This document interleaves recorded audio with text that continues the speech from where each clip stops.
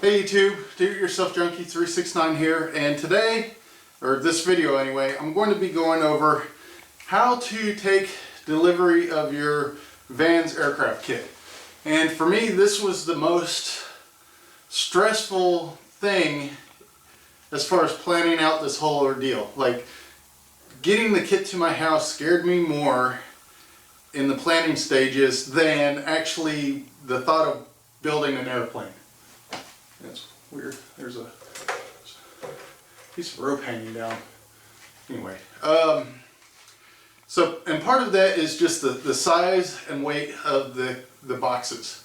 So the first kit, which is what I've taken delivery of so far, is 129 inches long. So that's just over, well, it's 10 feet 9 inches, so almost 13 feet. And then it's 48 inches or 4 feet wide and 13 inches deep. And some of that is there's a couple skids on the bottom made out of 2x4 to keep it up off the ground so you can get a pallet jack under it. And then the whole thing weighs 313 pounds. So not necessarily heavy, but at the same time it's heavy. And probably most of that weight is the box that they stick it in because it's made out of wood. So the box itself is probably heavier than the actual contents of the box. Anyway, that seems to be the one thing that people really don't discuss, is like how they took delivery of their kits. And when I did talk to some of the people at the EAA chapter that I visit every Saturday, the guys that took delivery of RV-10 kits specifically, well, one guy wasn't there, but the other guy, he drove out to Oregon and picked it up. So, which was a great idea. He made a vacation of it, went out there, probably got a trailer from U-Haul or something and towed it back. And I actually had a thought about doing that because I have relatives that live out that direction and I really like to go see them. But at the same time, because I have kids in school, I wouldn't be able to do this until summer break. And that's a long time, and I wanted to get started now. Talking to the vans department helped a little bit. They well, not very much at the start, because they called me and said, hey, how do you want this delivered? Where do you want it delivered? And I'm stuck there going like, well, I don't know. So I started asking questions. I was like, well, how much to deliver it to my home address? And they quoted me a price, and I went, okay, how much to have it shipped to the shipping center? And they were planning on using Arkansas Best Freight, ABF, which is housed out of Fort Smith, and their local center that I'd have to go pick up at is about an hour and a half to an hour and 45 minutes away. But the price was just over $100 cheaper. And I was like, well, that might or might be worth it, depending on what I have to drive up there, what kind of gas mileage it gets, what kind of hours we're looking at, and the fact that to unload it, I might need like 6 guys is what I was thinking at the time, because of the length of it and then the weight. I was like, well, it's a big coffin. Coffins are usually carried by 6 pallbearers, so that was my thought process anyway. And I didn't want to take up that much time to go hour and a half, hour and 45 minutes one way, and because they're not going to be able, like anything I drive up there really, they're not going to be able just to forklift it into the back. And so I need those guys to go with me and help me load it at the shipping center. And so that seemed like a bad idea, and $100, $150 extra that it was starting to look like it was worth it. And most of it was a lift gate is what added to the price. So then I asked, because at the EAA chapter, when I was discussing how to get this thing shipped, one of the guys that works at a local airport was like, hey, I've got a forklift available, or a tractor with forks, and just have it shipped to the airport and we'll offload it there. So I didn't want to impose on him, so I was kind of pushing that back as a last ditch effort if I couldn't figure out something else. So I went ahead and asked, well, how much does it cost to ship it to this airport? And they went, oh, it'll be like $20 more than having it shipped to the shipping center. And at that point it was like, oh, I'm sold, because we can go up to the truck, offload it, we have the forklift available, and it just gives us more options. And if I really had to, I could leave it there at the airport inside the gate. It would be fairly safe, and I could come back and get it later if we failed at getting it to my house. So that's what I went for. And then I contacted the guy at the airport, let him know it was coming, so he wasn't shocked when it showed up. And then from there I started developing my plan of how do I get it from the airport to my house. And originally I was going to borrow a trailer from somebody. I had looked at purchasing the trailer, but cheapest ones I could find were around $500, and then you have to pay sales tax and licensing fees, and it's pretty harsh. They charge 7% sales tax here on everything, no matter how old it is. So really, unless you can get the price talked down, you're just getting robbed once you go to pay the tax, and you have to pay the tax to get the license, which I guess I could just skip all that, drive it on the road the one time right after I buy it, and then let it rot in my shed or garage or something until next time I use it. But that seems like a waste of money to buy a trailer and then use it one time. So luckily I had car trouble, so I ended up borrowing a truck from somebody. And while I had it, I looked at the size of bed on this truck, and with the tailgate down, it was 123 inches long. And then between the wheel wells, so flat bed, was 52 inches. For those of you wondering, it is a Ford F-350. But there's other ways you could fit it in smaller trucks. It was just that this was great because it would lay in there flat. Other suggestion is get a trailer and go that route. Even if it's an 8-foot trailer with a little bit hanging off the end, that's great, as long as it doesn't have a ramp that has to fold up. So either of those options, if you have them available, are great. You could also go small moving truck, and you probably could get away with, if you had one local enough, you could rent one of those, and it would probably come under the price difference. But really it's kind of you need to research price options on stuff like that before you get the call from Vans. That way when you're asking Vans how much does it cost to ship here, here, and here, with like 3 or 4 options, you already know, well, if I ship it here I need this equipment and it's going to cost this much more. So pretty much have that thought out beforehand. And then as far as number of people you have, you can get away with 2. Luckily we had 4, and I'm going to show you pictures of this and walk you through what we did. And then on top of that, I already had some pre-existing gear that I had cobbled together, and I figured this would just be good. What if something goes wrong? What if we need this option? So one thing I brought was 2 furniture dollies, and I think these hold 1,000 pounds apiece.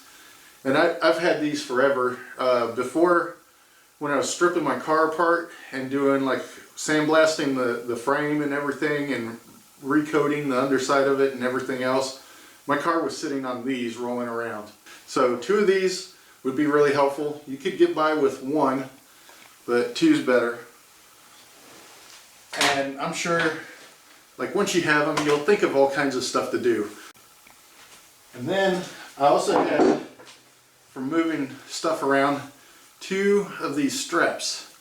And these are only about 6 feet. If you had maybe, well, yeah, 6 feet would be pretty good length because the box is 4 feet wide. So my idea was we could slide this under the box, have it come up the sides, and then these provide really good handles to lift up on, and it's a lot easier to possibly lift up on a sling like this with a person on each end versus trying to like bend down, get your hands under the box, and maybe find that there's nothing really to get a good handhold on, where this provides a great handhold. Just a heads up, we ended up not needing them, but it was a great option. I had 2 of them, and then one of my friends that helped out had the same idea and had brought his. And then in case I ended up using a smaller truck, or I had more overhang than I was planning on, or just for security because the tailgate's going to be down, a nice big 2-inch ratchet strap, which normally is rolled up, not a lot nicer than this, but I've been throwing it around, getting it out of my way, throwing it in the back of the truck. So that was an option. So once we get the crate in there, we could hook that inside the bed and crank it down so that it's not going to fall out. And for the short distance I drove, I ended up not using it. If I had gone up to the shipping center, I would have definitely used that because there would have been some interstate and some highway driving. And at that distance and those speeds, all kinds of weird stuff could happen, and you'd want whatever you're carrying strapped down. It's a lot of money to risk not strapping it down. So anyway, as you can see here in the pictures, we went to the airport. It was kind of late. The one guy almost had to leave that had the option of using the tractor with the forks on it. But he luckily stuck around to help us out. Basically, we jumped up in the back of the truck, lifted up one end of the box, stuck a moving dolly under it. Lifted up the other end of the box, stuck a moving dolly under it. So we didn't even need the guy to use his pallet jack to move it out of the truck. We pretty much ran the whole show for him, which he kind of had a surprised look on his face like he had just been hit by a professional heist. And literally, we had this thing offloaded in probably 4 minutes max. So once we got on the moving dollies, the truck was pulled up to the shipping truck, and there was a height difference between the bed and the cargo hold, but not enough to really worry about. So what we did was we started pushing, and as the one moving dolly hit the end of the truck, it just dropped off the bed and went between the shipping truck and the pickup truck. So it just dropped out of the way. And at that point, 2 of the guys grabbed the unsupported end, which if it had been 2 guys, that's where we would have wanted to be positioned at, is to hold that end, and then we would have just pulled the box towards us. And they walked it into the truck until they had to get out of the way, and then they set it down. And then me and my friend, we just shoved it on it until it got close to, I mean, at that point, the other moving dolly is almost dropped out of the truck. So at that point, it was mainly a kind of lift up on the end and slide it the rest of the way in. And unfortunately, we got the truck, the pickup truck, too close to the shipping truck. So when we got the box all the way in there, it was still being supported on the shipping truck. So 2 guys had to hold it up, standing on the tailgate, while I got it in the truck, started it and pulled it forward a couple inches. That way they could lower the box down to lay flat in the bed of the truck. And once that happened, we took the moving dollies, threw them on top of the crate, and everybody jumped in vehicles that they had traveled in there, and we drove to our house. And then, or well, my house, not our house. They don't live here. Anyway, once we got there, I backed it up to where the truck was almost in the garage, and we grabbed one end of it and started pulling it out of the truck bed. And basically we had one guy on the end and 2 guys on either side, or one guy on one side, and I was kind of on the end where it was feeding out of the truck bed. That way I could grab it before it just dropped off the end of the tailgate. And in case you're wondering, those tailgates can support like 200 to 300 pounds easily, so you don't have to worry about breaking them unless you've got some weird model of truck that really cheaped out on their tailgate, at which point I feel sorry for you. I had a Tacoma one time that the tailgate, I stepped on it and it folded in half, but I think it had been previously damaged. It wasn't mined by ownership, it was mined by, hey, you need a truck, here's one for you to use, and it was basically falling apart. For a while there, when you stuck it in drive, it wouldn't go anywhere because it needed a new transmission. Anyway, back to that. Once it got close to dropping out of the truck bed, The guys holding the free end, they set it down on a furniture dolly, and then we kind of pulled it out the rest of the way, supporting the end that had just come out of the truck, got a furniture dolly under it, set it down, and then just rolled it into the garage the rest of the way. And the only reason we went that deep into the garage to begin with, instead of just dropping it out in the driveway, is there's a drain between my driveway and the garage door, and the furniture dollies wouldn't do so great rolling across that. So there's some thoughts, ideas, options for you to get started thinking about how you get your kit into your house or your build space. And hopefully this video helps you out in that regards and you're not so terrified of it. I mean, I was losing sleep over this.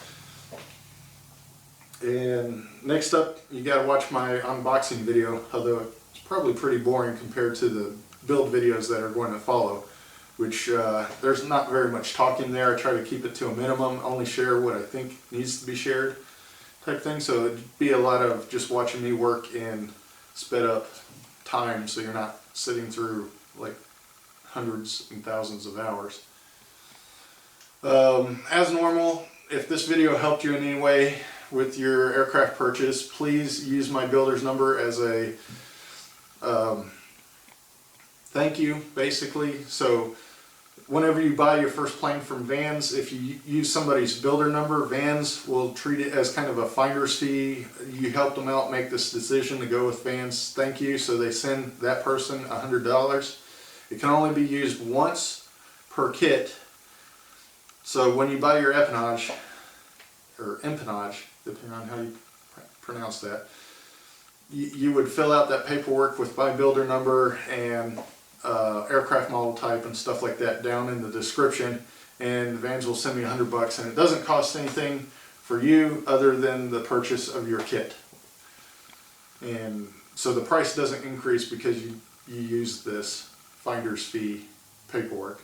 And then also I have a link to my builder log, which is real-time update, up-to-date what I'm working on, what tools I've used, and how much money I've spent, because that seems to be a lot of gray in there with this kit. People say like, oh, well, it'll cost at least this much. Like, you won't be able to get more than a bare bones RV-10 for $150K, and good ones cost $250K. And most of the people coming up with these numbers seem to just be yanking them out of thin air. I don't think they've really sat down and figured out the costs. Sometimes they don't want to, which I don't blame them. That's a lot of money to look at.